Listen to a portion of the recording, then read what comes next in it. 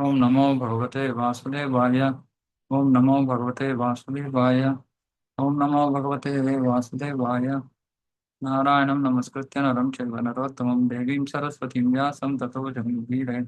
नष्टप्रायेषु भद्रेषु नित्यं भागवत सेवया भगवती उत्तमश्लोके भक्तिर्भवति नैष्ठिकी। ओमज्ञानतिमिरान्धस्य ज्ञानाञ्जनशलाकया चक्षुरुन्मिलितं येन तस्मै श्रीगुरवे नमः। नमो विष्णुपादाय कृष्णप्रेष्ठाय भूतले श्रीमते भक्ति वेदांत स्वामी इति नाम। नमस्ते सारस्वती देवे गौरवाणी प्रचारिणे निर्विशेष शून्यवादी पाश्चात्य देश तारिणे। जय श्री कृष्ण चैतन्य प्रभु नित्यानंद श्री अद्वैत गदाधर शिवासारि गौर भक्तवृंद। हरे कृष्णा कृष्ण कृष्ण हरे हरे हरे राम राम राम हरे हरे। हरे कृष्ण। ओके। ಶ್ರೀಮದ್ ಭಾಗವತ ಸ್ಕಂದ 1 ಅಧ್ಯಾಯ 2 ಶ್ಲೋಕ 11. ವದಂತಿ ತತ್ತತ್ವವಿದಸ್ತತ್ವಂ ಯಜ್ಞಾನಮದ್ವಯಂ ಬ್ರಹ್ಮೇತಿ ಪರಮಾತ್ಮೇತಿ ಭಗವಾನಿತಿ ಶಬ್ದತೆ. ಕಲಿತ ಅಲೌಕಿಕವಾದಿಗಳು ಪರಮ ಸತ್ಯವನ್ನ ಆ, ಆ, ಬ್ರಹ್ಮನ್ ಅದ್ವಯ ಬ್ರಹ್ಮ ಪರಮಾತ್ಮ ಮತ್ತೆ ಭಗವಾನ್ ಅಂತ ತಿಳ್ಕೊಂಡಿದ್ದಾರೆ. ಅಂದ್ರೆ ಪರಮ ಸತ್ಯವನ್ನ 3 ಹಂತಗಳಲ್ಲಿ ತಿಳ್ಕೊಬಹುದು. ಅದ್ವಯ ಬ್ರಹ್ಮನ್, ಅದ್ವಯ ಅಂದ್ರೆ ಆ ಎರಡಿಲ್ಲ, ಅಂದ್ರೆ ಅದೆಲ್ಲ ಆಧ್ಯಾತ್ಮಿಕ ವಸ್ತು, ಅದರಲ್ಲಿ ಯಾವ ದ್ವಂದ್ವಗಳು ಇಲ್ಲ.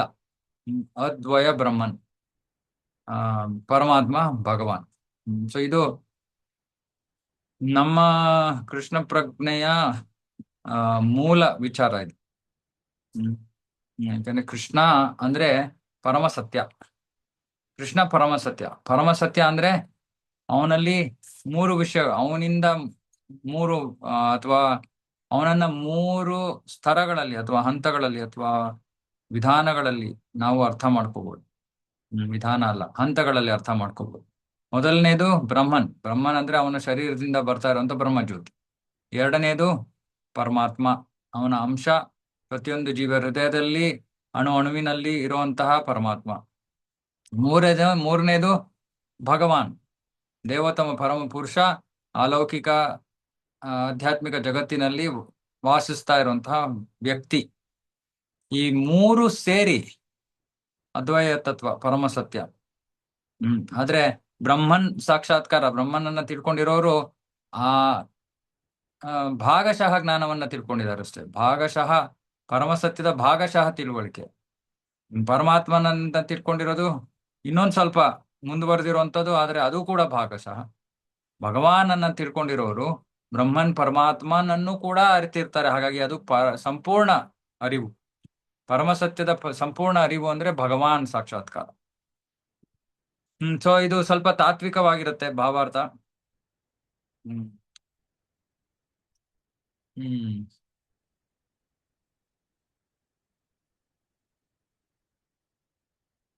ಬ್ರಹ್ಮನ್, ಪರಮಾತ್ಮ ಮತ್ತೆ ಭಗವಾನ್ ಆ ಗುಣಾತ್ಮಕವಾಗಿ ಒಂದೇ. ಅಂದ್ರೆ ಎಲ್ಲವೂ ಆಧ್ಯಾತ್ಮಿಕವಾದದ್ದು, ಆಧ್ಯಾತ್ಮಿಕ ವಸ್ತು. ಆ ಒಂದು ಆಧ್ಯಾತ್ಮಿಕ ವಸ್ತುವನ್ನ ಆ ಉಪನಿಷತ್ತುಗಳ ವಿದ್ಯಾರ್ಥಿಗಳು ನಿರಾಕಾರ ಬ್ರಹ್ಮನ್ ಅಂತ ಸಾಕ್ಷಾತ್ಕರಿಸ್ಕೊಳ್ತಾರೆ. ಮತ್ತೆ ಹಿರಣ್ಯ ಗರ್ಭ ಅಥವಾ ಯೋಗಿಗಳು ಅವರು ಸ್ಥಳೀಯ ಹೃದಯದಲ್ಲಿರುವಂತ ಪರಮಾತ್ಮ ಅಂತ ಸಾಕ್ಷಾತ್ಕಾರ ಪಡ್ಕೋತಾರೆ. ಮತ್ತೆ ಭಕ್ತರು ಭಗವಾನ್ ಸಾಕ್ಷಾತ್ಕಾರವನ್ನು ಪಡ್ಕೋತಾರೆ. ಬೇರೆ ಮಾತುಗಳಲ್ಲಿ ಹೇಳ್ಬೇಕಾದ್ರೆ ಭಗವಾನ್ ಪರಮ ಸತ್ಯದ ಕೊನೆಯ ಮಾತು. ಅಂದ್ರೆ ಅದರ ಮೇಲೆ ಇನ್ನೇನು ಇಲ್ಲ, ಅದನ್ನ ಮೀರಿ ಇನ್ನೇನು ಇಲ್ಲ, ಭಗವಂತನನ್ನ ಮೀರಿ ಇನ್ನೇನು ಇಲ್ಲ. ಪರಮಾತ್ಮ ಭಗವಂತನ ಭಾಗಶಃ ವಿಸ್ತರಣೆ ಅಥವಾ ಅಂಶ. ಮತ್ತೆ ನಿರಾಕಾರ ಬ್ರಹ್ಮನ್ ದೇವೋತ್ತಮ ಪರಮ ಪುರುಷನ ಶರೀರದಿಂದ ಬರ್ತಾ ಇರುವಂತಹ ಕಾಂತಿ. ಸೂರ್ಯನಿಂದ ಸೂರ್ಯನ ಕಾಂತಿ ಬರೋಂಗೆ, ಸೂರ್ಯ ಕಿರಣಗಳು ಬರೋಂಗೆ ಭಗವಂತನಿಂದ ಬ್ರಹ್ಮಜ್ಯೋತಿ ಬರ್ತಾ ಇದೆ. ಅದು ನಿರಾಕಾರ ಅಂದ್ರೆ ಶಕ್ತಿ. ಅದು ಅರೆ ಹೃದಯದಲ್ಲಿರೋ ಪರಮಾತ್ಮನಿಗೂ ಕೂಡ ಆಕಾರವಿದೆ, ಭಗವಂತನಿಗೂ ಕೂಡ ಆಕಾರ ಇದೆ. ಹಾಗಾಗಿ ಪರಮಸತ್ಯದ 3 ಅಂಶಗಳಲ್ಲಿ ಒಂದು ಅಂಶಕ್ಕೆ ಮಾತ್ರ ಆಕಾರ ಇಲ್ಲ, ಅದು ಯಾವುದು? ಬ್ರಹ್ಮನ್. ಯಾಕಂದ್ರೆ ಅದು ಜ್ಯೋತಿ, ಕಾಂತಿ. ಅರೆ ಅಲ್ಪ ಬುದ್ಧಿವಂತಿಕೆ ಇರುವಂತ ವಿದ್ಯಾರ್ಥಿಗಳು ಅವರು ಕೆಲವೊಮ್ಮೆ ಹೇಳ್ತಾರೆ, ಓ ನಮ್ಮ ಸಾಕ್ಷಾತ್ಕಾರವೇ ಅತ್ಯುತ್ಕೃಷ್ಟವಾದದ್ದು. ಆ, ಆದ್ರೆ ಪರಮಸತ್ಯವನ್ನ ಪರಿಪೂರ್ಣವಾಗಿ ಕಂಡಿರುವಂತವ್ರು, ಅವ್ರಿಗೆ ಗೊತ್ತು ಈ 3 ಅಂಶಗಳು ಕೂಡ ಆ ಒಬ್ಬ ಪರಮಸತ್ಯನಿಗೆ ಸೇರಿರೋದೆ. ಮತ್ತೆ ಇದನ್ನ ಬೇರೆ ಬೇರೆ ದೃಷ್ಟಿಕೋನ ಅಥವಾ ಬೇರೆ ಬೇರೆ ಮಟ್ಟದ ತಿಳುವಳಿಕೆ ಅಂತ ತಿಳ್ಕೊತಾರೆ. ಆದ್ರೆ ಬ್ರಹ್ಮನ್ ಸಾಕ್ಷಾತ್ಕಾರವನ್ನ ಅಥವಾ ಆ ಮಾರ್ಗದಲ್ಲಿ ಹೋಗ್ತಾ ಇರೋರು ಹೇಳ್ತಾರೆ ಬ್ರಹ್ಮನ್ನೇ ಪರಮ ಶ್ರೇಷ್ಠ. ಅವ್ರು ಹೇಳ್ತಾರೆ ನಿರಾಕಾರ ಬ್ರಹ್ಮನ್, ಅಂದ್ರೆ ಅವ್ರು ಹೇಳ್ತಾರೆ ಬ್ರಹ್ಮನ್ಗೆ ಆಕಾರ ಇಲ್ಲ. ಕರೆಕ್ಟು, ಬ್ರಹ್ಮನ್ಗೆ ಆಕಾರ ಇಲ್ಲ, ಪರಬ್ರಹ್ಮನ್ಗೆ ಆಕಾರ ಇದೆ. ನಾವೆಲ್ಲ ಬ್ರಹ್ಮನ್. ನಾವು ಅಂದ್ರೆ ಆತ್ಮ. ಈ ಆತ್ಮ ಆ ಬ್ರಹ್ಮಜ್ಯೋತಿಯ ಒಂದು ಅಂಶ, ಒಂದು ಕಣ. ಆ ಬ್ರಹ್ಮಜ್ಯೋತಿಯಲ್ಲಿರೋ ಕಣಕ್ಕೆ ಆಕಾರ ಇಲ್ಲ, ಸರಿ. ಅರೆ ಪರಬ್ರಹ್ಮನ್ಗೆ ಆಕಾರ ಇದೆ. ಅರೆ ಅವ್ರಂತಾರೆ ಇಲ್ಲ ಇಲ್ಲ, ಈ ನಿರಾಕಾರ ಬ್ರಹ್ಮನ್ನೇ ಪರಬ್ರಹ್ಮನ್ ಅಂತ ಅವರು ತಪ್ಪು ತಿಳ್ಕೊಳ್ತಾರೆ. ಹೀಗೆ ವಾದ ಮಾಡ್ತಾರೆ. ಅರೆ ನಮಗೆ ಸರಳವಾಗಿ ಅರ್ಥ ಮಾಡ್ಕೊಳ್ಳೋದು ಅಂದ್ರೆ ತಾತ್ವಿಕವಾದ ತತ್ವಜ್ಞಾನಿಗಳಿಗೆ ಈ ಎಲ್ಲ ಒಂದು ವಾದ. ಅವರು ಬ್ರಹ್ಮನ್ನೇ ಶ್ರೇಷ್ಠ ಅಂತಾರೆ. ನಾವು ಇಲ್ಲ, ಬ್ರಹ್ಮನ್ ಮೇಲೆ ಪರಮಾತ್ಮ, ಪರಮಾತ್ಮನ ಮೇಲೆ ಭಗವಂತ, ಭಗವಂತನನ್ನ ಅರಿಯೋದೇ ಸಂಪೂರ್ಣ ಸಾಕ್ಷಾತ್ಕಾರ. ಇದು ಭಕ್ತರ ಭಾಗವತದ ಹೇಳಿಕೆ. ಮೊದಲನೇ ಶ್ಲೋಕದಲ್ಲಿ ಹೇಳಿರೋ ಹಂಗೆ ಆ ಪರಮಸತ್ಯ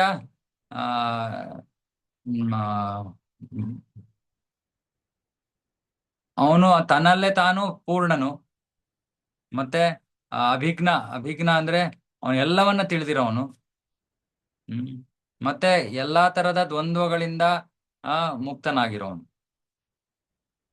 ಅವನು ತನ್ನಲ್ಲೇ ತಾನು ಪೂರ್ಣನು, ಅಥವಾ ಏನು ಅಂದ್ರೆ ಸ್ವರಾಟ್, ಅವನು ಸ್ವತಂತ್ರನು, ಅವನು ಯಾರ ಮೇಲೂ ಅವಲಂಬಿತನಿಲ್ಲ. ಅರೆ ಈ ಭೌತಿಕ ಜಗತ್ತಿನಲ್ಲಿ ಒಂದು ಸತ್ಯ ಇನ್ನೊಂದು ಸತ್ಯದ ಮೇಲೆ ಅವಲಂಬಿತವಾಗಿರುತ್ತೆ. ಉದಾಹರಣೆಗೆ ನಾನು ಈ ಒಂದು ವಸ್ತುವನ್ನ ನೋಡ್ಬೇಕು ಅಂದ್ರೆ ನನಗೆ ದೀಪ ಬೇಕು, ಕಣ್ಣು ಬೇಕು, ವಸ್ತು ಇರ್ಬೇಕು. ಈ ಮೂರಲ್ಲಿ ಒಂದು ಯಾವ್ದಾರು ಇಲ್ಲೇ ಇದ್ರು ಕೂಡ ಆ ವಸ್ತುವನ್ನ ನೋಡೋ ಸತ್ಯ ಸುಳ್ಳಾಗಿ ಹೋಗುತ್ತೆ. ಉದಾಹರಣೆಗೆ ದೀಪ ಇಲ್ಲ ಅಂದ್ರೆ ನನ್ನ ಕಣ್ಣು ಇರ್ಬೋದು, ವಸ್ತುನು ಇರ್ಬೋದು, ಆದ್ರೆ ವಸ್ತು ಕಾಣಲ್ಲ.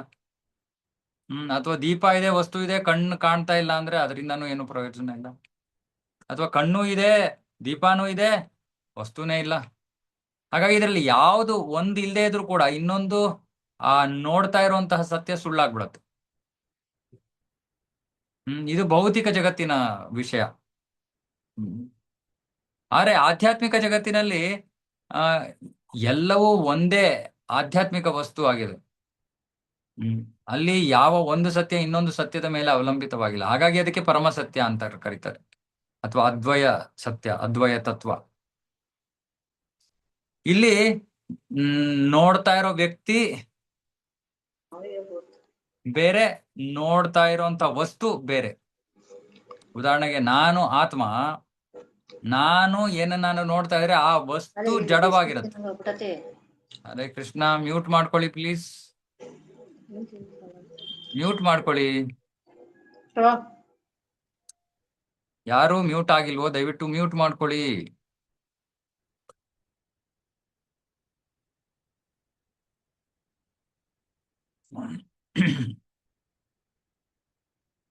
ಇದು ದ್ವಂದ್ವ, ಭೌತಿಕ ಜಗತ್ತಿನ ದ್ವಂದ್ವ. ಅಂದ್ರೆ ನೋಡೋನು ನೋಡ್ತಾ ಇರೋ ವಸ್ತು ಎರಡು ಬೇರೆ.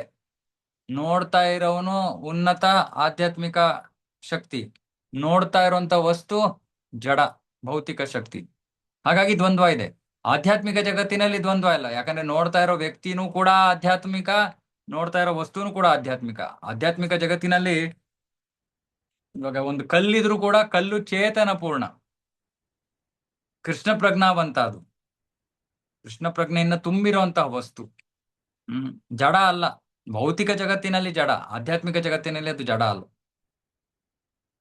ಓಕೆ, ಇದು ಮುಖ್ಯವಾದ ಒಂದು. ಹಾಗಾಗಿ ಅದನ್ನ ಅದ್ವಯ ತತ್ವ ಅಂತಾರೆ. ಅದ್ವಯ ಅಂದ್ರೆ ಬೇರೆ, ಎರಡು ಬೇರೆ ಇಲ್ಲ, ಒಂದೇ ವಸ್ತು, ಆಧ್ಯಾತ್ಮಿಕ ವಸ್ತು. ಆ ತತ್ವ ಅಥವಾ ಸತ್ಯ ಕೇವಲ ಆಧ್ಯಾತ್ಮಿಕತೆಯಿಂದ ಆಗಿರುವಂತ ಸತ್ಯ, ಅದಕ್ಕೆ ಅದನ್ನ ಅದ್ವಯ ತತ್ವ ಅಂತಾರೆ. ಅದ್ವಯ ಸತ್ವ, ಪರಮ ಸತ್ಯ.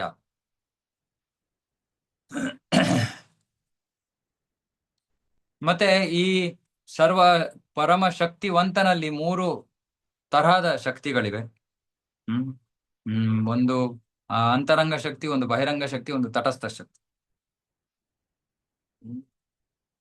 ಶಕ್ತಿ ಮತ್ತು ಶಕ್ತಿವಂತನಲ್ಲಿ ಭೇದ ಇಲ್ಲ, ಯಾಕಂದ್ರೆ ಎರಡೂ ಆಧ್ಯಾತ್ಮಿಕವಾದದ್ದು.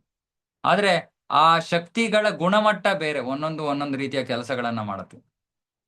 ಹ್ಮ್ ಹ್ಮ್ ಹಾಗಾಗಿ ಆಧ್ಯಾತ್ಮಿಕ ಜಗತ್ತು, ಜೀವಿಗಳು ಪರಮ ಆ ಶಕ್ತಿ, ಮತ್ತೆ ಭೌತಿಕ ಜಗತ್ತು ಕೆಳಮಟ್ಟದ ಶಕ್ತಿ, ಶ್ರೇಷ್ಠ ಶಕ್ತಿ, ಕೆಳಮಟ್ಟದ ಶಕ್ತಿ. ಮತ್ತೆ ಈ ಜೀವಿ ಶ್ರೇಷ್ಠ ಮಟ್ಟದ ಶಕ್ತಿ ಆಗಿದ್ರು ಕೂಡ ಈ ಕೆಳಮಟ್ಟದ ಶಕ್ತಿಯ ಸಂಪರ್ಕಕ್ಕೆ ಬಂದು ಭ್ರಮೆಗೆ ಒಳಗಾಗ್ಬಿಟ್ಟಿದೆ. ಮತ್ತೆ ಯೋಚನೆ ಮಾಡ್ತಾ ಇದೆ, ಓ ನಾನು ಈ ಬಹಿರಂಗ ಶಕ್ತಿಗೆ ಸೇರಿರೋನು. ನಿಜವಾಗಿಯೂ ಆತ್ಮ ಅಂತರಂಗ ಶಕ್ತಿಗೆ ಸೇರಿರೋನು, ಪರಮಶಕ್ತಿಗೆ ಸೇರಿರೋನು, ಶ್ರೇಷ್ಠ ಶಕ್ತಿಗೆ ಸೇರಿರೋನು. ಆದ್ರೆ ಈ ಭೌತಿಕ ಜಗತ್ತಿನ ಸಂಪರ್ಕಕ್ಕೆ ಬಂದು ಅವನು ಅನ್ಕೋತಾ ಇದ್ದಾನೆ, ಇಲ್ಲಲ್ಲ ನಾನು ಕೆಳಮಟ್ಟದ ಶಕ್ತಿನೇ, ಅಂದ್ರೆ ನಾನು ದೇಹ. ಈ ಭ್ರಮೆಗೆ ಒಳಗಾಗಿದ್ದಾನೆ ಜೀವಿ. ಆದ್ರೆ ಜೀವಿ ನಿಜವಾಗ್ಲೂ ಆಧ್ಯಾತ್ಮಿಕ. ಹಾಗಾಗಿ ಈ ಭೌತಿಕ ಜಗತ್ತಿನಲ್ಲಿ ಒಂದು, ಇದಕ್ಕೆ ಇಂಗ್ಲಿಷ್ ಅಲ್ಲಿ ರಿಲೇಟಿವಿಟಿ ಅಂತಾರೆ. ಅಂದ್ರೆ ಒಂದು ಸತ್ಯ ಇನ್ನೊಂದ್ರ ಮೇಲೆ ಅವಲಂಬಿತವಾಗಿರುವಂತಹ ಜಗತ್ತಿದು.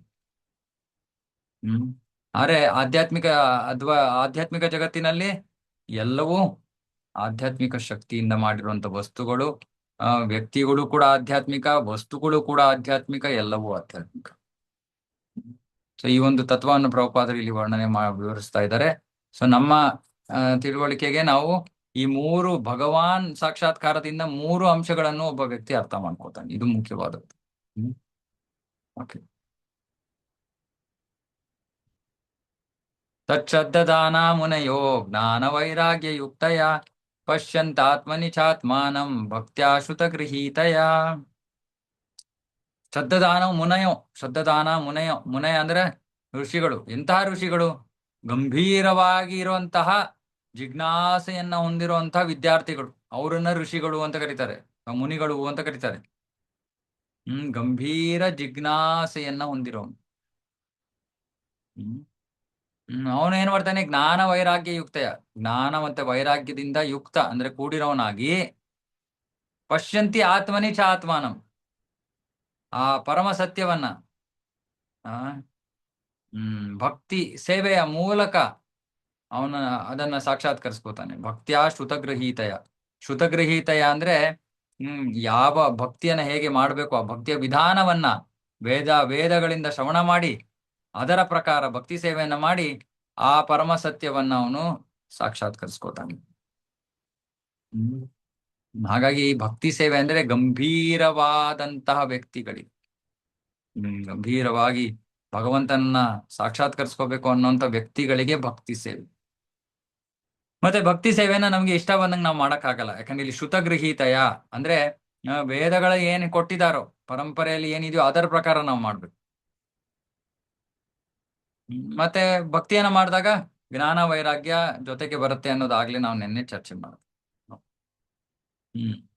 ಪರಮ ಸತ್ಯವನ್ನ ಈ ಭಕ್ತಿ ಸೇವೆಯ ಪ್ರಕ್ರಿಯೆ ಮೂಲಕ ಸಂಪೂರ್ಣವಾಗಿ ಸಾಕ್ಷಾತ್ಕರಿಸ್ಕೋಬಹುದು, ಬೇರೆ ಮಾರ್ಗದಲ್ಲಿ ಇಲ್ಲ.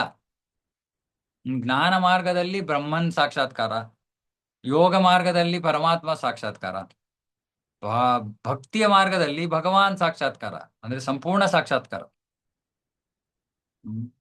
ಬ್ರಹ್ಮನ್ ಹೇಳ್ದಂಗೆ ಆಗ್ಲೇ ಭಗವಂತನ ದೇಹದ ಅಲೌಕಿಕ ಪ್ರಭೆ, ಪರಮಾತ್ಮ ಅವನ ಅಂಶ. ಹಾಗಾಗಿ ಬ್ರಹ್ಮನ್ ಅಥವಾ ಪರಮಾತ್ಮ ಸಾಕ್ಷಾತ್ಕಾರ ಭಾಗಶಃ ಸಾಕ್ಷಾತ್ಕಾರ, ಪರಮ ಸತ್ಯದ ಭಾಗಶಃ ಸಾಕ್ಷಾತ್ಕಾರ. ಪ್ರಭುಪಾದರು ಹೇಳ್ತಾ ಇದ್ದಾರೆ, 4 ಬಗೆಯ ಮನುಷ್ಯರಿದ್ದಾರೆ: ಕರ್ಮಿಗಳು, ಜ್ಞಾನಿಗಳು, ಯೋಗಿಗಳು, ಭಕ್ತರು. ಕರ್ಮಿಗಳು ಅಂದ್ರೆ ನಿನ್ನೆ ನಾವು ಚರ್ಚೆ ಮಾಡ್ತಾ ಇದ್ವಿ, ಭೌತಿಕತೆಯಲ್ಲಿ ಮುಳುಗೋಗಿರುವಂತವ್ರನ್ನ ಕರ್ಮಿಗಳು. ಆ ಮಿಕ್ಕಿದ್ದು ಮೂರು ಜ್ಞಾನಿ ಯೋಗಿ ಭಕ್ತರನ್ನ ಅಲೌಕಿಕವಾದಿಗಳು ಅಂತ ಕರೀತಾರೆ. ಅಂದ್ರೆ ಅಲೌಕಿಕ ಮಾರ್ಗದಲ್ಲಿ ಚಲಿಸ್ತಾ ಇದ್ದಾರೆ ಅವ್ರು. ಆ ಆದ್ರೆ ಈ ಮೂರರಲ್ಲೂ ಮೊದಲ ದರ್ಜೆಯ ಅಲೌಕಿಕವಾದಿಗಳು ಅಂದ್ರೆ ಭಕ್ತರು. ಯಾರು ಯಾರು ಪರಮ ಪುರುಷನನ್ನ ಸಾಕ್ಷಾತ್ಕರಿಸ್ಕೊಂಡಿದ್ದಾರೋ ಅವರು. ಎರಡನೇ ದರ್ಜೆಯ ಅಲೌಕಿಕವಾದಿಗಳು ಪರಮಾತ್ಮನನ್ನ ಸಾಕ್ಷಾತ್ಕರಿಸ್ಕೊಂಡಿರೋರು. ಮೂರನೇ ದರ್ಜೆಯ ಆಧ್ಯಾತ್ಮಿಕವಾದಿಗಳು ಆ, ಬ್ರಹ್ಮನನ್ನ ಸಾಕ್ಷಾತ್ಕರಿಸ್ಕೊಂಡಿರೋರು. ಹಾಗಾಗಿ ಪರಮ ಪುರುಷನನ್ನ ಕೇವಲ ಭಕ್ತಿ ಸೇವೆಯಿಂದ ಮಾತ್ರ ಸಾಕ್ಷಾತ್ಕರಿಸ್ಕೊಳ್ಳಕ್ ಸಾಧ್ಯ. ಹ್ಮ್. ಮತ್ತೆ ಅಂತಹ ಭಕ್ತ ಅವನು ಜ್ಞಾನ ವೈರಾಗ್ಯದೊಂದಿಗೆ ಕೂಡಿದ್ದು ಭೌತಿಕ ಸಂಘದಿಂದ ಮುಕ್ತನಾಗಿರ್ತಾನೆ. ಅದು ಮುಕ್ತಿಯ ಹಂತ. ಮುಕ್ತಿಯ ಹಂತಕ್ಕೆ ಬಂದಾಗ ಅವನಿಗೆ ಶುದ್ಧ ಭಕ್ತಿ ಲಭ್ಯವಾಗತ್ತೆ. ಬ್ರಹ್ಮಭೂತ ಪ್ರಸನ್ನಾತ್ಮ ನ ಶೋಚತಿ ನ ಕಾಂಕ್ಷತಿ ಸಮಸರ್ವೇಷು ಭೂತೇಷು ಮದ್ಭಕ್ತಿಂ ಲಭತೆ ಪರಾಂ. ಇದನ್ನ ನಾವಾಗ್ಲೇ ಚರ್ಚೆ ಮಾಡಿದೀವಿ. ಬ್ರಹ್ಮನ್ ಮತ್ತೆ ಪರಮಾತ್ಮ ಸಾಕ್ಷಾತ್ಕಾರ ಪರಮ ಸತ್ಯದ ಅಪರಿಪೂರ್ಣ ಸಾಕ್ಷಾತ್ಕಾರ. ಹಾಗಾಗಿ ಆ ಜ್ಞಾನ ಮತ್ತೆ ಯೋಗ ಮಾರ್ಗಗಳು ಕೂಡ ಅಪರಿಪೂರ್ಣ.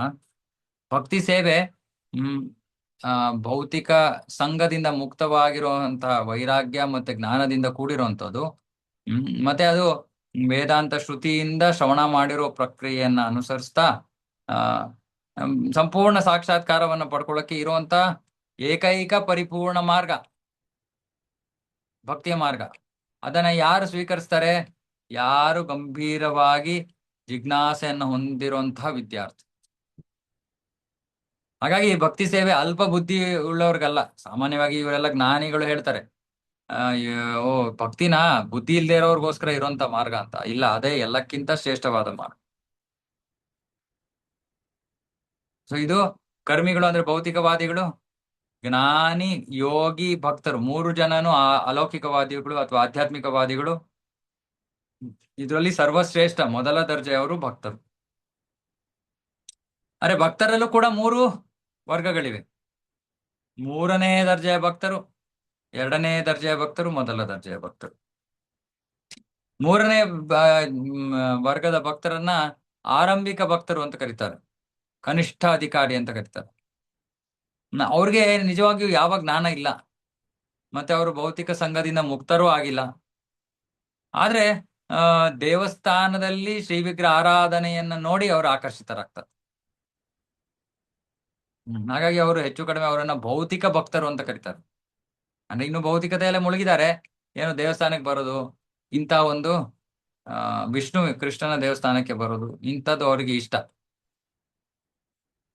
ಆದ್ರೆ ಅವ್ರಿಗೆ ಭೌತಿಕ ಲಾಭವೇ ಹೆಚ್ಚು ಮುಖ್ಯ ಆಧ್ಯಾತ್ಮಿಕ ಲಾಭಕ್ಕಿಂತ. ಇವರು ಆರಂಭಿಕ ಭಕ್ತರು ಅಥವಾ ಕನಿಷ್ಠ ಭಕ್ತರು ಅರೆ ಬಹಳ ಆರಂಭಿಕ ಹಂತದಲ್ಲಿರುವ. ಹಾಗಾಗಿ ಒಬ್ಬ ವ್ಯಕ್ತಿ ಖಂಡಿತವಾಗಿಯೂ ಈ ಆರಂಭಿಕ ಹಂತದಿಂದ ಎರಡನೇ ದರ್ಜೆಯ ಭಕ್ತಿಯ ಸ್ಥಾನಕ್ಕೆ ಬರಲೇಬೇಕು. ಎರಡನೇ ದರ್ಜೆಯ ಭಕ್ತ ಯಾರು? ಅವನಿಗೆ 4 ತತ್ವಗಳನ್ನ ನೋಡ್ತಾನವನು. ಮೊದಲನೇದು ದೇವೋತ್ತಮ ಪರಮ ಪುರುಷ, ಎರಡನೇದು ಅವನ ಭಕ್ತರು, ಮೂರನೇದು ಅಜ್ಞಾನದಲ್ಲಿರೋ ಜೀವಿಗಳು, ಅಯ್ಯೋ ಪಾಪ ಅವ್ರಿಗೆ ಜ್ಞಾನವನ್ನ ಕೊಡ್ಬೇಕಲ್ಲ, ನಾಲ್ಕನೇದು ಅಸೂಯಾಪರರು. ಅಸೂಯಾಪರರಿಂದ ದೂರ ಇರ್ತಾರೆ ಅವರು. ಭಕ್ತರ ಸಂಘದಲ್ಲಿ ಭಗವಂತನ ಸೇವೆಯನ್ನ ಮಾಡ್ತಾರೆ, ಮತ್ತೆ ಅಜ್ಞಾನಿಗಳಿಗೆ ಮಾರ್ಗವನ್ನ ತೋರಿಸ್ತಾರೆ. ಹಾಗಾಗಿ ಒಬ್ಬ ವ್ಯಕ್ತಿ ಎರಡನೇ ದರ್ಜೆಯ ಭಕ್ತನ ಹಂತಕ್ಕಾದ್ರೂ ಏರ್ಲೇಬೇಕು. ಮೊದಲ ದರ್ಜೆ ಬಹಳ ಕಷ್ಟ. ಈ ಮೂರನೇ ದರ್ಜೆ ಅವನು ಎರಡನೇ ದರ್ಜೆಗೆ ಹೇಗೆ ಹೋಗ್ತಾನೆ? ಭಾಗವತದಿಂದ. ಭಾಗವತ ನಾವಾಗ್ಲೇ ಹೇಳಿದ್ವು, ವ್ಯಕ್ತಿ ಭಾಗವತ, ಗ್ರಂಥ ಭಾಗವತ, ಎರಡರಿಂದಲೂ ಅವನು ಮೂರನೇ ದರ್ಜೆಯಿಂದ ಎರಡನೇ ದರ್ಜೆಗೆ ಏರೋಕ್ಕೆ ಸಾಧ್ಯವಾಗುತ್ತೆ.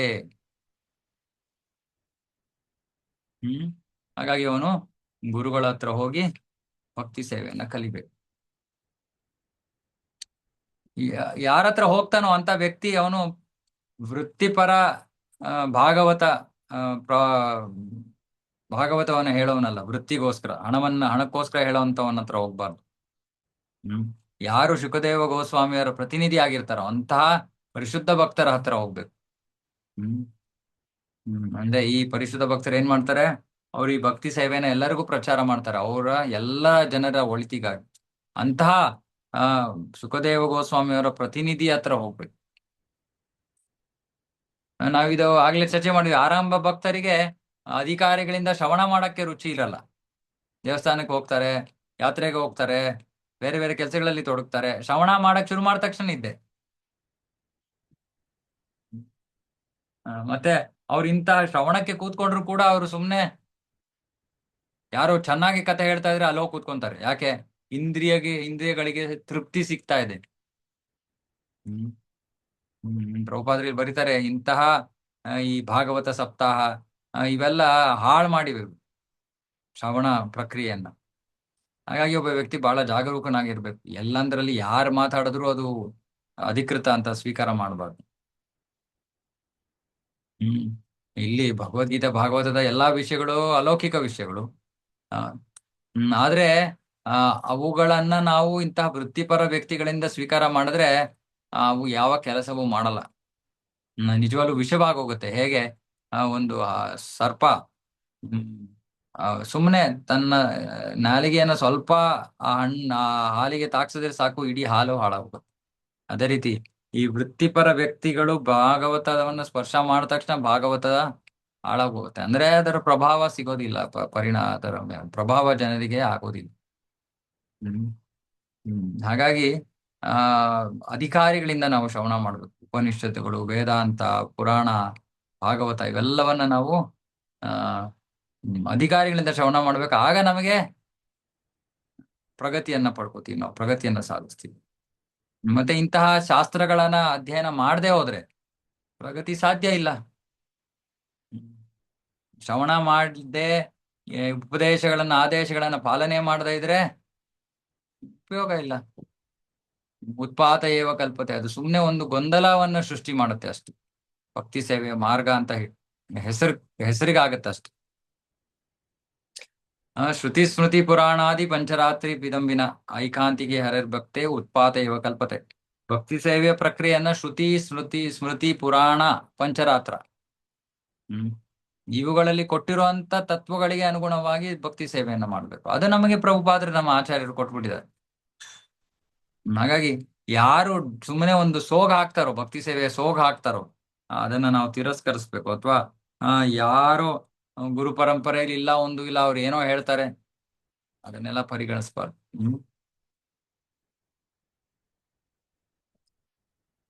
ಮತ್ತೆ ಇಂತಹ ವೈದಿಕ ಶಾಸ್ತ್ರಗಳ ಸಂದೇಶಗಳನ್ನ ನಾವು ಸ್ವೀಕಾರ ಮಾಡೋದ್ರಿಂದ ಏನಾಗತ್ತೆ, ಅಂತಿಮವಾಗಿ ನಾವು ನಮ್ಮ ಹೃದಯದೊಳಗೆ ಆರಂಭದಲ್ಲಿ ಆ ಪರಮ ಪುರುಷನನ್ನ ನೋಡ್ತೀವಿ, ಅಂತಿಮವಾಗಿ ಅವನನ್ನ ಕಣ್ಣಾರೆ ಕೂಡ ನೋಡ್ತೀವಿ. ಹೃದಯದಲ್ಲಿ ನೋಡುವಂತ ವಿಷಯ ಸಮಾಧಿ, ಇದು ಧ್ಯಾನದ ವಿಷಯ. ಹೃದಯದಲ್ಲಿ ಪ್ರೇಮಾಂಜನ ಚುರಿತ ಭಕ್ತಿ ವಿಲೋಚನೇನ ಸಂತ ಸದೈವ ಹೃದಯೇಶು ವಿಲೋಕಯಂತಿ ಯಂ ಶ್ಯಾಮ ಸುಂದರಂ ಅಚಿಂತ್ಯ ಗುಣಸ್ವರೂಪಂ ಗೋವಿಂದಮಾದಿ ಪುರುಷಂ ತಮಹಂ ಭಜಾಮಿ. ಗೋವಿಂದಮಾದಿ ಪುರುಷಂ ತಮಹಂ ಭಜಾಮಿ. ಆ ಗೋವಿಂದನನ್ನ ಅವರು ತಮ್ಮ ಹೃದಯದಲ್ಲಿ ಕಂಡುಕೋತಾರೆ. ಯಾವಾಗ ಅವರ ಕಣ್ಣು ಈ ಭಗವತ್ ಪ್ರೇಮ ಅನ್ನೋ ಅಂಜನದಿಂದ ಲೇಪಿತವಾಗಿರುತ್ತೋ, ಅವಾಗ ಅವರು ಹೃದಯದಲ್ಲಿ ಪರಮಾತ್ಮ ಇರಲ್ಲ, ಸ್ವಯಂ ಭಗವಾನೇ ಕೂತಿರ್ತಾನೆ. ಇನ್ನೂ ಮುಂದುವರೆದಿರೋ ಹಂತದಲ್ಲಿ ಆ ಹೃದಯದಲ್ಲಿರೋ ಭಗವಂತ ಹೊರಗಡೆ ಪ್ರಕಟ ಆಗ್ಬಿಡ್ತಾನೆ. ಆ ಭಕ್ತ ಕಣ್ಣಾರೆ ಭಗವಂತನನ್ನು ನೋಡೋ ಅವಕಾಶ ಭಕ್ತನಿಗೆ ಸಿಗತ್ತೆ. ಇದೆಲ್ಲ ಸಾಧ್ಯ ಕೇವಲ ಭಕ್ತಿಯಿಂದ. ಇವಾಗ ಯಾರೋ ಯೋಗ ಪ್ರಕ್ರಿಯೆಯನ್ನ ಅನುಸರಿಸ್ತಾ ಇದಾರೆ, ಜ್ಞಾನ ಮಾರ್ಗವನ್ನ ಅನುಸರಿಸ್ತಾ ಇದಾರೆ, ಭಾಗವತದಲ್ಲಿ ಆಮೇಲೆ ಬರುತ್ತೆ, ಅವರ ಪಥದ ಪರಿಪೂರ್ಣತೆಗೂ ಕೂಡ ಅವರಿಗೆ ಭಕ್ತಿ ಅವಶ್ಯಕ. ಭಕ್ತಿ ಇಲ್ಲದೆ ಅವರು ಜ್ಞಾನದ ಮಾರ್ಗದಿಂದಲೂ ಪರಿಪೂರ್ಣತೆ ಪಡಿತಾ ಇರೋ ಪರಿಪೂರ್ಣತೆ ಬ್ರಹ್ಮನ್ ನಲ್ಲಿ ಐಕ್ಯ ಆಗೋದು ಅದು ಸಿಗಲ್ಲ ಭಕ್ತಿ ಇಲ್ಲದೆ ಇದ್ರೆ. ಯೋಗಿಗಳು ಪರಮಾತ್ಮ ಸಾಕ್ಷಾತ್ಕಾರ ಕೂಡ ಮಾಡ್ಕೊಳಕ್ಕಾಗಲ್ಲ ಭಕ್ತಿ ಇಲ್ಲದೆ ಇದ್ರೆ. ಹಾಗಾಗಿ ಭಕ್ತಿಯೇ ಎಲ್ಲಕ್ಕಿಂತ ಪ್ರಬಲವಾದ ಮಾರ್ಗ. ಮತ್ತೆ ಭಕ್ತಿ ಅಂದ್ರೆ ಇಲ್ಲಿ ಹೇಳ್ದಂಗೆ ಸುಮ್ನೆ ದೇವಸ್ಥಾನಕ್ಕೆ ಹೋಗಿ ಬರೋದಲ್ಲ, ಅದು ಪುಣ್ಯ ಕಾರ್ಯ ಅಷ್ಟೇ, ಭಕ್ತಿ ಅಲ್ಲ. ಅದು ಆರಂಭಿಕ ಭಕ್ತರ ಕೆಲಸ. ಅದು ಆರಂಭಿಕ ಭಕ್ತಿಯ ಹಂತದಿಂದ ನಾವು ಮುಂದುವರಿಬೇಕು. 2ನೇ ದರ್ಜೆಯ ಭಕ್ತಿಗೆ ಬರಬೇಕು. ಎರಡನೇ ದರ್ಜೆಯ ಭಕ್ತಿ ಅಂದ್ರೆ ಶ್ರವಣಂ ಕೀರ್ತನಂ ಅಲ್ಲಿ ತೊಡಗಿರುವಂತ ವ್ಯಕ್ತಿ, ಅವನಿಗೆ ಭಗವಂತ ಯಾರು, ಭಕ್ತ ಯಾರು, ಇವೆಲ್ಲ ತಿಳುವಳಿಕೆ ಇರುತ್ತೆ. ಅಂತಹ ಆಮ್, ಎರಡನೇ ದರ್ಜೆಯ ಭಕ್ತರಾದ್ರೂ ಆಗ್ಬೇಕು. ಅಂತಿಮವಾಗಿ ಜೀವನದ ಪರಿಪೂರ್ಣತೆ ಮೊದಲ ದರ್ಜೆಯ ಭಕ್ತಿ ಹಂತಕ್ಕೆ ಹೋಗ್ಬೇಕು. ಅಂತ ವ್ಯಕ್ತಿಗೆ ಅವನು ಎಲ್ಲಿ ನೋಡಿದ್ರು ಕೂಡ ಅವನಿಗೆ ಭಗವಂತನೇ ಕಾಣ್ತಾನೆ, ಬೇರೆ ಏನು ಕಾಣಲ್ಲ. ಹ್ಮ್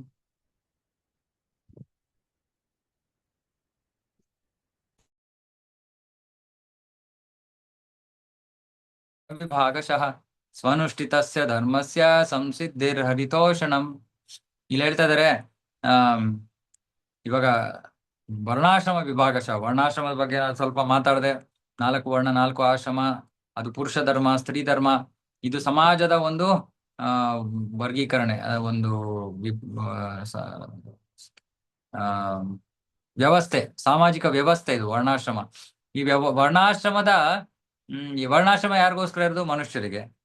ಮತ್ತೆ ಯಾರು ವರ್ಣಾಶ್ರಮದ ನಿಯಮ ನಿಬಂಧನೆಗಳನ್ನ ಪಾಲನೆ ಮಾಡ್ತಾರೋ ಅಥವಾ ನಿಗದಿತ ಕರ್ತವ್ಯಗಳನ್ನ ಮಾಡ್ತಾರೋ, ತಮ್ಮ ವರ್ಣದ ಪ್ರಕಾರ, ಆಶ್ರಮದ ಪ್ರಕಾರ, ಅವರ ಉದ್ದೇಶ ಏನು? ಸಂಸಿದ್ಧಿರ್ ಹರಿತೋಷಣಂ. ಅವರ ಉದ್ದೇಶವೇ ದೇವೋತ್ತಮ ಪರಮ ಪುರುಷನನ್ನು ಪ್ರಸನ್ನ ಪಡಿಸೋದು. ಯಾಕಂದ್ರೆ ದೇವೋತ್ತಮ ಪರಮ ಪುರುಷನೇ ಈ ಚಾತುರ್ವರ್ಣ್ಯಮಯ ಶಿಷ್ಟಂ ಗುಣಕರ್ಮ ವಿಭಾಗಶ ಅಂತ ಕೃಷ್ಣ ಭಗವದ್ಗೀತೆಯಲ್ಲಿ ಹೇಳ್ತಾನೆ. ಈ 4 ಚಾತುರ್ವರ್ಣ್ಯಂ ವರ್ಣ ಆಶ್ರಮಗಳ ವ್ಯವಸ್ಥೆಯನ್ನ ನಾನ್ ಮಾಡಿದ್ದೀನಿ ಅಂತ ಕೃಷ್ಣ ಹೇಳ್ತಾನೆ. ಹಾಗಾಗಿ ಅವನು ಮಾಡಿರೋ ವ್ಯವಸ್ಥೆಯನ್ನ ಯಾರು ಪಾಲನೆ ಮಾಡ್ತಾರೋ ಅವರ ಉದ್ದೇಶ ದೇವೋತ್ತಮ ಪರಮ ಪುರುಷನನ್ನ ಪ್ರಸನ್ನಗೊಳಿಸೋದು. ಯಾಕಂದ್ರೆ ನಾನು ಹೇಳ್ದಂಗೆ ಆಗ್ಲೇ, ವರ್ಣಾಶ್ರಮದ ಉದ್ದೇಶನೇ ವಿಷ್ಣುರ ಆರಾಧ್ಯತೆ, ವಿಷ್ಣುವಿನ ಆರಾಧನೆ. ಹಾಗಾಗಿ ನಾವು ಭಕ್ತಿಪೂರ್ವಕವಾಗಿ ವಿಷ್ಣುವಿನ ಆರಾಧನೆ ಮಾಡಿದ್ರು ಸರಿ, ವಿಧಿಪೂರ್ವಕವಾಗಿ ನಾವು ವರ್ಣಾಶ್ರಮಗಳ ಪ್ರಕಾರ ವಿಷ್ಣುವಿನ ಆರಾಧನೆ ಮಾಡಿದ್ರು ಸರಿ, ಅವೆರಡರ ಉದ್ದೇಶ ದೇವೋತ್ತಮ ಪರಮ ಪುರುಷನನ್ನ ಪ್ರಸನ್ನ ಪಡಿಸೋದೆ. ಹಿಂದಿನ ಕಾಲದಲ್ಲಿ ಸಾಮಾಜಿಕ ವ್ಯವಸ್ಥೆಯೇ ನಮ್ಮ ಎಲ್ಲರನ್ನು ಭಕ್ತರನ್ನ ಮಾಡ್ತಾ ಇತ್ತು. ಇವತ್ತು ಸಾಮಾಜಿಕ ವ್ಯವಸ್ಥೆ ನಮ್ಮನ್ನ ಅಭಕ್ತರನ್ನಾಗಿ ಮಾಡ್ತಾ ಇದೆ, ದುಷ್ಟರನ್ನಾಗಿ ಮಾಡ್ತಾ ಇದೆ, ಅಸುರರನ್ನಾಗಿ ಮಾಡ್ತಾ ಇದೆ. ಹಾಗಾಗಿ ಪ್ರಭುಪಾದರು ಹೇಳಿದ್ರು, ನನ್ನ 50% ಕೆಲಸ ಆಗಿಲ್ಲ. 50% ಭಕ್ತಿಯನ್ನ ಪರಿಚಯಿಸಿದ್ದು ಜನರಿಗೆ, ಭಕ್ತಿಯ ಮಾರ್ಗವನ್ನ ಕೊಟ್ಟಿದ್ದು. ಇನ್ನೂ 50% ಯಾರು ಭಕ್ತಿಗೆ ಬರೋದಿಲ್ವೋ ಅಂತವರಿಗೆ ಜೀವನ ವಿಧಾನವನ್ನ, ವರ್ಣಾಶ್ರಮದ ಪ್ರಕಾರವಾಗಿ ಜೀವನ ವಿಧಾನವನ್ನ ಕಲಿಸ್ಕೊಡೋದು, ಆ ವ್ಯವಸ್ಥೆಯನ್ನ ಕೊಡೋದು ಪ್ರಭುಪಾದರ 50% ಪ್ರಚಾರ ಧ್ಯೇಯದ 50%. 50% ನಂಗೆ ಮಾಡಕ್ ಆಗಿಲ್ಲ ಅಂತ ಪ್ರಭುಪಾದರು ಹೇಳಿದ್ರು ತಮ್ಮ ಕೊನೆಯ ದಿನಗಳಲ್ಲಿ. ಇಲ್ಲಿ ಭಾವಾರ್ಥದಲ್ಲಿ ಪ್ರಭುಪಾದರು ಬರ್ತಾ ಇದ್ದಾರೆ, ಮಾನವ ಸಮಾಜ ಜಗತ್ತಿನಾದ್ಯಂತ ನೀವು ಎಲ್ಲೇ ಹೋಗಿ ನೋಡಿ, ಈ 4 ವರ್ಣಗಳು ಆಶ್ರಮಗಳು ಇದ್ದೇ ಇವೆ. ಅದೇ ಹೆಸರಿಲ್ದೇ ಇರ್ಬೋದು, ಅರೆ ಇದ್ದೇ ಇದೆ. ಬುದ್ಧಿವಂತ ವರ್ಗ, ಕ್ಷತ್ರಿಯ ವರ್ಗ, ಮತ್ತೆ ವ್ಯಾಪಾರದ ವರ್ಗ ಅಥವಾ ಉತ್ಪತ್ತಿಯನ್ನ ಮಾಡುವಂತ ವರ್ಗ, ಮತ್ತೆ ಕೆಲಸಗಾರರ ವರ್ಗ. ಇದು ಇದ್ದೇ ಇರುತ್ತೆ. ಇದಕ್ಕೆ ಬೇರೆ ಬೇರೆ ಹೆಸರಿರ್ಬೋದು. ಮತ್ತೆ ಇದು ಗುಣಕರ್ಮ, ಒಬ್ಬ ವ್ಯಕ್ತಿಯ ಗುಣ ಲಕ್ಷಣಗಳು ಮತ್ತೆ ಕರ್ಮ, ಹುಟ್ಟಿನಿಂದ ಅಲ್ಲ ಅದು. ಮತ್ತೆ ಆಶ್ರಮ ಅಂದ್ರೆ ಬ್ರಹ್ಮಚರ್ಯ, ಗೃಹಸ್ಥ, ವಾನಪ್ರಸ್ಥ, ಸನ್ಯಾಸ. ವಾನಪ್ರಸ್ಥ ಅಂದ್ರೆ ರಿಟೈರ್ಡ್ ಲೈಫ್, ಬ್ರಹ್ಮಚರ್ಯ ಅಂದ್ರೆ ಸ್ಟೂಡೆಂಟ್ ಲೈಫ್.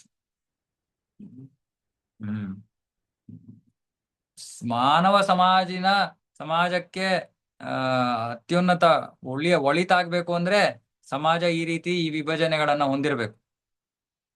ಇಲ್ಲಾಂದ್ರೆ ಯಾವ ಸಾಮಾಜಿಕ ಒಂದು ವ್ಯವಸ್ಥೆ ಕೂಡ ಆರೋಗ್ಯಕರವಾಗಿ ಬೆಳೆಯೋಕ್ ಸಾಧ್ಯ ಇಲ್ಲ. ಅವಾಗ ಎಲ್ಲ ದುಷ್ಟ ಶಕ್ತಿಗಳು, ತಪ್ಪು ದಾರಿಗೆ ಹೋಗುವಂತ ವಿಷಯಗಳೇ ನಾವು ನೋಡ್ತೀವಿ ಅಷ್ಟೇ ಸಮಾಜದಲ್ಲಿ. ಮತ್ತೆ ಈ ಪ್ರತಿಯೊಂದು ಈ ವರ್ಣ ಆಶ್ರಮಗಳ ಉದ್ದೇಶ ಏನು? ದೇವೋತ್ತಮ ಪರಮ ಪುರುಷನನ್ನ ಪ್ರಸನ್ನಗೊಳಿಸೋದು. ಹಾಗಾಗಿ ಇದು ಸುಸಂಸ್ಕೃತ ಜೀವನಕ್ಕೆ ಬಹಳ ಸಹಜವಾದ ಪ್ರಕ್ರಿಯೆ ಇದು ವರ್ಣಾಶ್ರಮ ವ್ಯವಸ್ಥೆ. ಉದ್ದೇಶನೇ ಪರಮ ಸತ್ಯವನ್ನ ಅರಿಯೋದು. ಇವಾಗ ವರ್ಣಾಶ್ರಮ ಆದ್ಮೇಲೆ ಭಾರತದಲ್ಲಿ ವಿಶೇಷವಾಗಿ ಇದೊಂದು ಜಾತಿ ಆಗೋಯ್ತು. ಜಾತಿನೇ ಇದು, ಆದ್ರೆ ಈ ಜಾತಿ ಅನ್ನೋ ಪದದ ಒಂದು ಅರ್ಥ ಏನು? ಜನರು ಸಾಮಾನ್ಯವಾಗಿ ಹೇಗೆ ಅರ್ಥ ಮಾಡ್ಕೋತಾರೆ?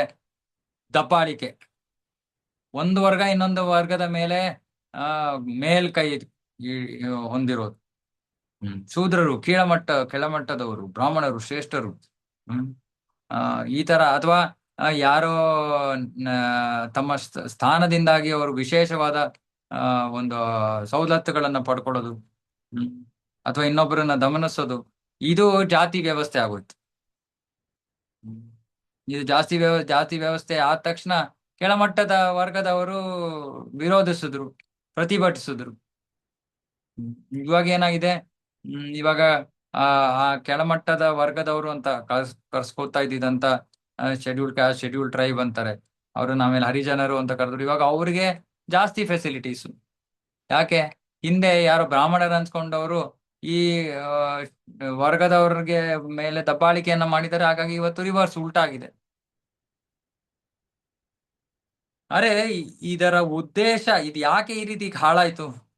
ವರ್ಣಾಶ್ರಮ ಇದ್ದಿದ್ದು ಯಾಕೆ ಈ ಆಧುನಿಕ ಜಾತಿ ವ್ಯವಸ್ಥೆ ಆಗೋಯ್ತು? ಇಂದ್ರಿಯ ಪ್ರೀತಿ, ಇಂದ್ರಿಯ ಭೋಗ. ನಾನು ಎತ್ತಿದ ಕೈ, ನಾನು ಎಲ್ಲರ ಮೇಲೆ ನಿಂತಿರ್ಬೇಕು, ಬೇರೆಯವರು ನಾನು ಹೇಳೋದನ್ನ ಕೇಳಬೇಕು, ಇದೆಲ್ಲ ಸ್ವಾರ್ಥದ ವಿಷಯಗಳು ಮನುಷ್ಯನ ಮನಸ್ಸಿಗೆ ಬಂದ ತಕ್ಷಣ ದುರುಪಯೋಗವಾಯಿತು ವರ್ಣಾಶ್ರಮ. ಮತ್ತೆ ಆಧುನಿಕ ಜಾತಿ ವ್ಯವಸ್ಥೆ ಅದರಿಂದ ಹುಟ್ಕೊಂತು. ಸೊ ಹಾಗಾಗಿ ಇದು ನಿಜವಾದ ಉದ್ದೇಶ ಅಲ್ಲ. ಎಲ್ಲಾ ಸಮಾಜದಲ್ಲೂ ನಮ್ಗೆ ಈ 4 ವರ್ಗದ ಜನರು ಇದ್ದೇ ಇರ್ತಾರೆ. ಇವತ್ ನಾವೇನ್ ಮಾಡ್ತಾ ಇದೀವಿ, ಆ ಕೆಳಮಟ್ಟದ ವರ್ಗದಲ್ಲಿರೋರು, ಯಾರು ಕೆಲಸಗಾರರ ವರ್ಗದಲ್ಲಿರೋರ್ನ ನಾವು ಬುದ್ಧಿವಂತ ವರ್ಗಕ್ಕೆ ಏರ್ಸಕ್ಕೆ ಪ್ರಯತ್ನ ಮಾಡ್ತಾ ಇದೀವಿ. ಮತ್ತೆ ಇದು ಗುಣಕರ್ಮ ವಿಭಾಗಶಃ, ಜನ್ಮತಃ ಅಲ್ಲ. ಖಂಡಿತ ಇರ್ಬೋದು, ಯಾರೋ ಅಂತಹ ಕುಟುಂಬದಲ್ಲಿ ಜನ್ಮವನ್ನು ಪಡ್ಕೊಂಡಿರೋ ವ್ಯಕ್ತಿಯೂ ಕೂಡ ಬಹಳ ಬುದ್ಧಿವಂತನಾಗಿದ್ದು ಅವನು ತುಂಬಾ ಚೆನ್ನಾಗಿ ಓದಿ ಮುಂದುವರ ಸಾಧ್ಯತೆ ಇದ್ದೇ ಇದೆ. ಆದ್ರೆ ಎಲ್ಲರಿಗೂ ಅಲ್ಲ ಅದು. ಇವಾಗ ಯಾರಿಗೋ ಒಂದು KG1 ಅಥವಾ ಫಸ್ಟ್ ಸ್ಟ್ಯಾಂಡರ್ಡ್ ಗಣಿತ ಮ್ಯಾಥ್ಸ್ ಬರ್ತಾ ಇಲ್ಲ, ಅವರನ್ನ ಇಂಜಿನಿಯರ್, ಮೆಡಿಕಲ್, ಡಾಕ್ಟರ್ ಆಗಿ ಮಾಡಿದ್ರೆ ಏನ್ ಪ್ರಯೋಜನ ಆಗತ್ತೆ? ಈಗಿನ ಕಾಲದಲ್ಲಿ ಎಲ್ಲಾ ದುಡ್ಡು ಕೊಟ್ರೆ ಎಲ್ಲಾ ಕಡೆ ಸೀಟ್ ಸಿಗತ್ತೆ. ಯೋಚನೆ ಮಾಡಿ, ಇಂತಹ ದುಡ್ಡು ಕೊಟ್ಟು ಡಾಕ್ಟರ್ ಆಗಿರೋರ ಹತ್ರ ನೀವು ಹೋದ್ರೆ ನಿಮ್ ಗತಿ ಏನು?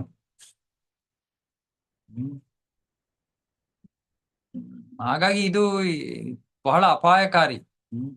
ಎಲ್ಲರನ್ನೂ ಸಮವಾಗಿ ಮಾಡೋದು, ಎಲ್ಲರಿಗೂ ಸಮಾನವಾದ ಅವಕಾಶ ಇಲ್ಲ. ಇವಾಗ ಉದಾಹರಣೆಗೆ ನನಗೆ ಕ್ಷತ್ರಿಯ ಭಾವ ಇಲ್ಲ ಅಂದ್ರೆ ನಾನು ಹೋಗಿ ಯಾರ ಮುಂದೆನೋ ನಿಂತ್ಕೊಂಡು, ಯಾರೋ ರೌಡಿ ಬಂದ ಅವನ ಮುಂದೆ ನಿಂತ್ಕೊಂಡು ಎದುರ್ಸಕ್ ನಂಗೆ ಶಕ್ತಿ ಇದೆಯಾ? ದೈಹಿಕ ಶಕ್ತಿ, ಮಾನಸಿಕ ಶಕ್ತಿ ಎರಡೂ ಇಲ್ಲದೆ ಇರ್ಬೋದು.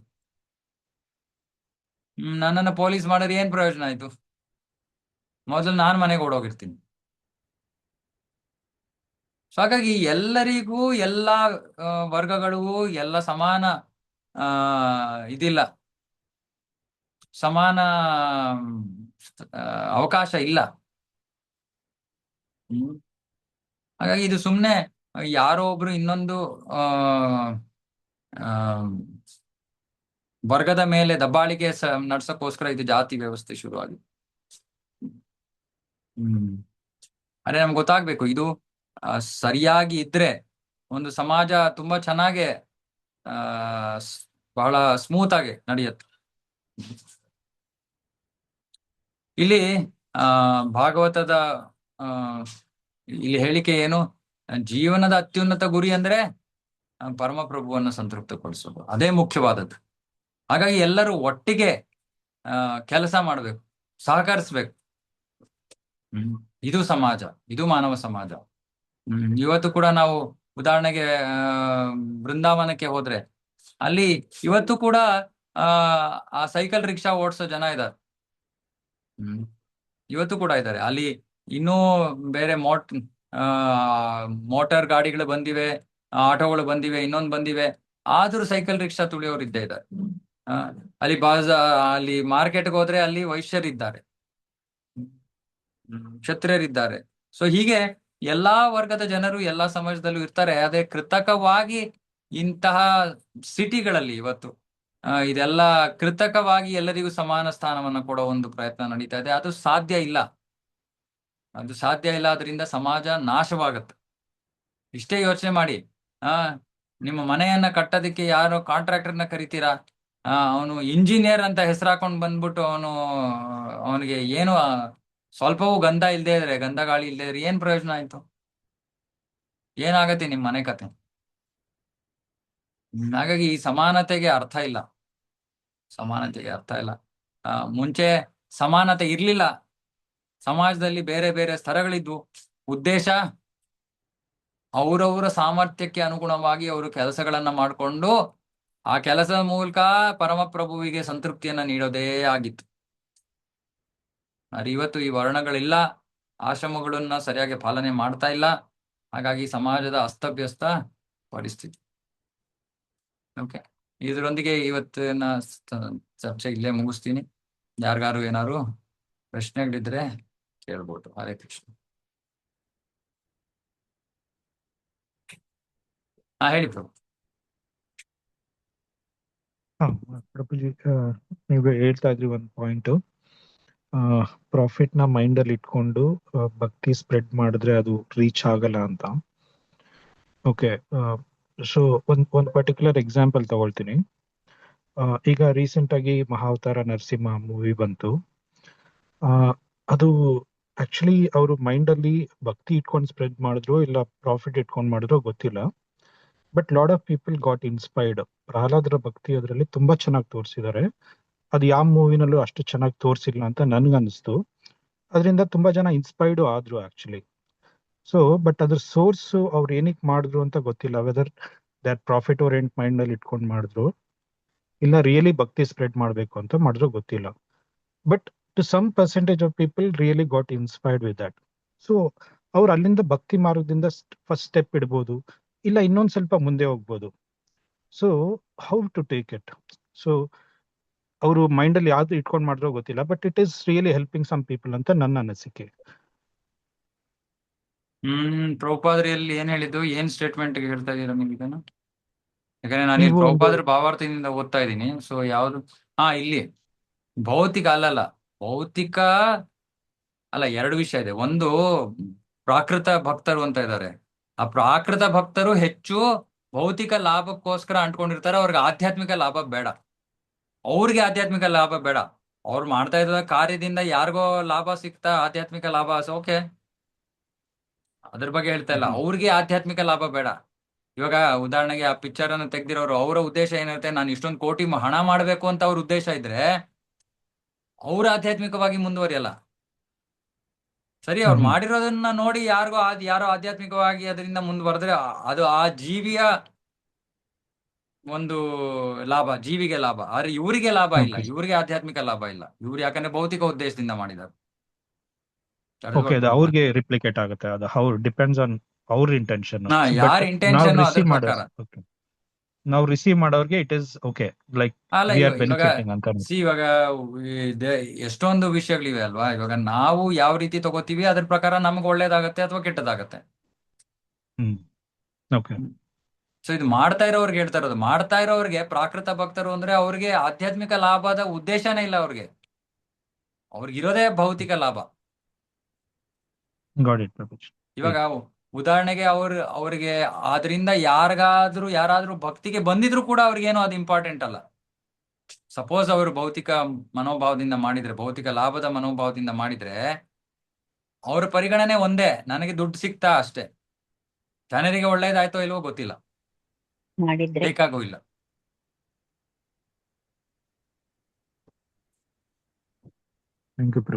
ಓಕೆ, ಇನ್ನೇನಾದ್ರು